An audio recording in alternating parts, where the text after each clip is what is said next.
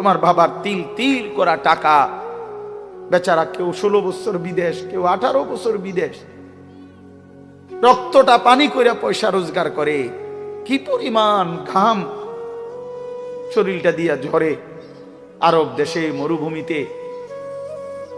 আহা, 12 ঘন্টা 14 ঘন্টা 16 ঘন্টা ডিউটি করে প্রবাসী, কি পরিমাণ ঘাম ঝরে এক এক প্রবাসীর। প্রতিটা টাকার মধ্যে, প্রতিটা দিনার দিরহামের মধ্যে, প্রতিটা রিয়ালের মধ্যে ঘামে ভিজা, ঘামে ভিজা।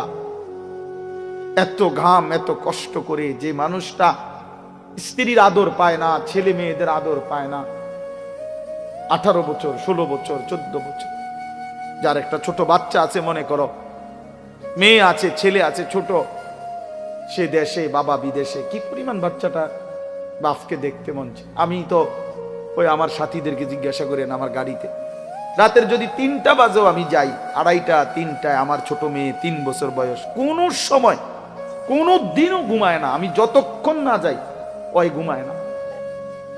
একটা দৌড় দিয়া দরজা সে খোলে, কলিং বেল টিপ দিলেই সে বোঝে আব্বু আসছে। তার মার সাথে সে আইসা গেটের সামনে দরজা খোলে, তো ও যখন হাসে আমার কাছে মনে হয় গোটা পৃথিবী হাসে। তো এমন আদর যেই বেচারা বছরের পর বছর কোরবানি করে দিছে সন্তানদের জন্য, একটু মুখে হাসি ফুটাবে স্ত্রীর জন্য, তো সেই বাবার সন্তান হয়ে তুমি এইভাবে জীবন শেষ করে দিলা। এটা ইনসাফ হলো ভাইয়া? বলো বাবা, বলো। প্রিয় বন্ধু আমার, বাপ আমার, সন্তান আমার, ছেলে আমার, কিশোর নওজোয়ান,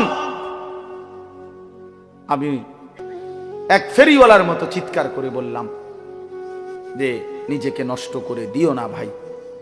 আখলাক বড় সম্পদ, চরিত্র বড় সম্পদ।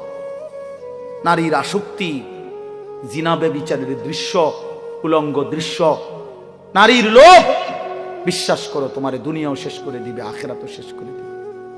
আল্লাহর নবী বলছে ফাত্তাকুদ দুনিয়া ওয়াত্তাকুন নিসা। আল্লাহর নবী বলছে উম্মত, দুনিয়ার ধোঁকা থেকে বেঁচে থাকো, নারীর ধোঁকা থেকে বেঁচে থাকো। বেপর্দা নারী, হারাম নারী, যে নারীকে দেখার তোমার অনুমতি নাই, ওর হাসি মূলত হাসি না, আগুন। ওর রূপ যৌবন মূলত যৌবন না, ওইটা জাহান্নামের কয়লা।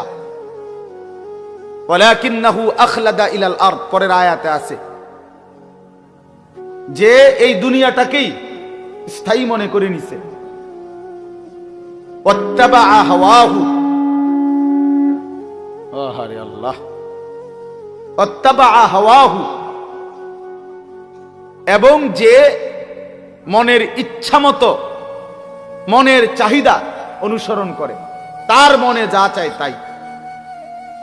3টা জিনিস, শয়তান যার পিছে লাগছে, দুনিয়াটাকেই যে স্থায়ী মনে করে নিছে, মনের ইচ্ছা মতো যে চলছে।